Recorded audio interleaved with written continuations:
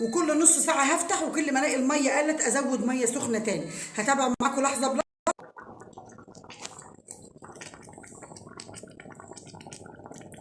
شايفين كده يا حبايبي معاكم الفول بالطريقه دي.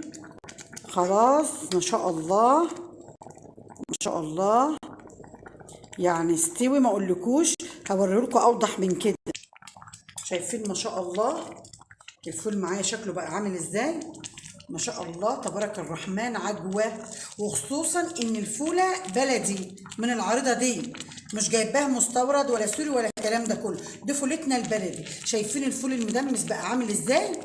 انا ضفت له ميه بالظبط ملو لبانه بتاع اللبن، سايباها سخنه على نار هاديه، وبقيت ازود منها كل شويه. الفول ده خد لبانه بالظبط كده بالطريقه اللي انتوا شايفينها دي. ما شاء الله تبارك الرحمن. ده شكل الفول بعد ما استوى معانا.